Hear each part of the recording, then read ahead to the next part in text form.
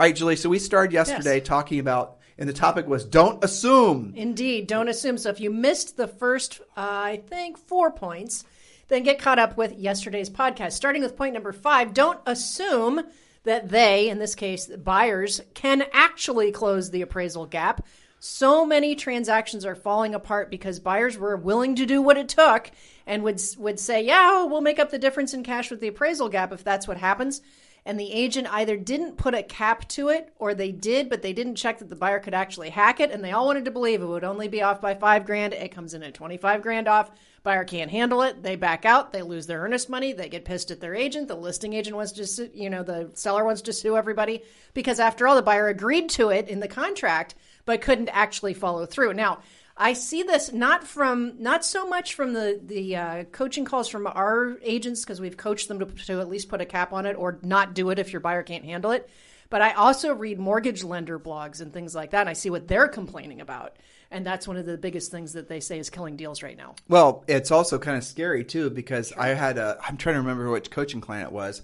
I don't remember their name. I do remember it was a man. Anyway, he was stuck in a situation where it was a sophisticated buyer buying an expensive property, and this expensive buyer, this wealthy buyer, so they could afford whatever the overage was, was playing hardball in a competitive offer, and they put in that deal where they'll pay a certain amount over the highest verified offer. Escalation clause. But they didn't put anything in the contract about how the offer was to be verified.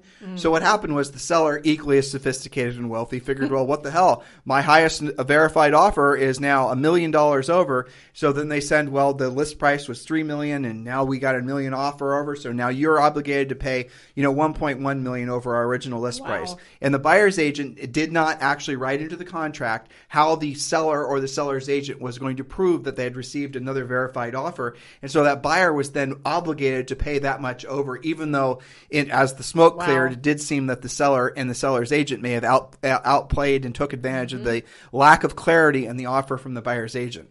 And that's with a buyer who could handle it and experience across the board. It was a mistake. So don't assume, right? And so one of the things that we coach our coaching clients the funny part, though? I didn't tell you the funny part. What? Buyer didn't give a rat's ass. They just paid it anyway. Well, but see, here's the thing.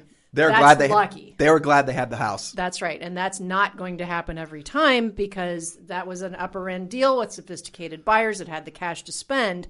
That's not going to happen on somebody that's stretching to make $425, and that extra $5,000 killed the deal. Right. So you have to be careful, and you have to really know your client. We coach everybody to do what the contract says, but that also assumes that your contract is strong and you know what you're doing. It's just for the sake of complexity and making things more complicated. Sure.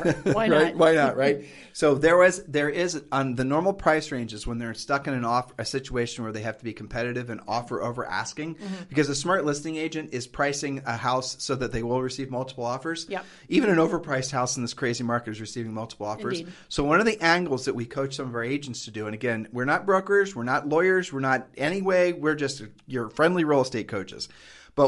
Usually friendly. But one of the things we teach them to do is suggest to the seller, so you're representing the buyer, you suggest to the seller that the seller, like say for example, let's make this a normal run, realistically, $400,000 house. Well, the buyer will pay